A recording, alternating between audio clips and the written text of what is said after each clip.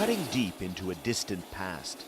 What's being sliced here is the hard, rocky exoskeleton of a common algae found all over the world, but especially in the far north. For several years, scientists from Canada and the US have been diving beneath the Arctic Ocean, looking for the pink glow of a living coralline algae.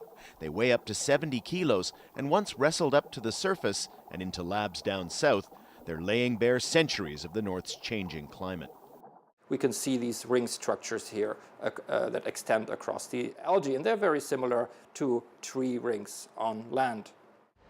Dying algae lay down a new calcium layer each year, but the size depends on how much sunlight they've absorbed when the sea surface isn't frozen.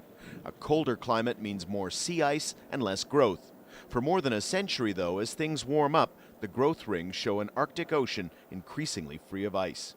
There were oscillations a bit in the sea ice, but overall, starting around 1850, Okay. So which coincides with the beginning of the Industrial Revolution, but also which coincides with the end of a period that was called the Little Ice Age.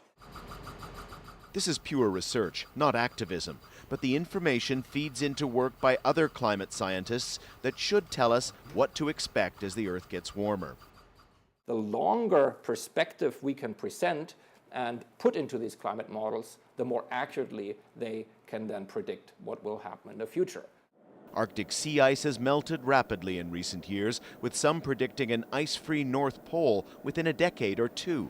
The patterns found in the algae add to a growing body of information about the warming polar seas.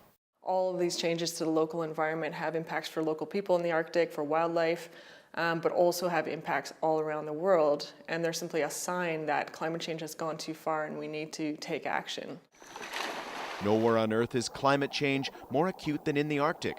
More research is needed, but governments like Canada's have made controversial cuts to science, even as the ice melts and the North warms up. Daniel Lack, Al Jazeera, Toronto.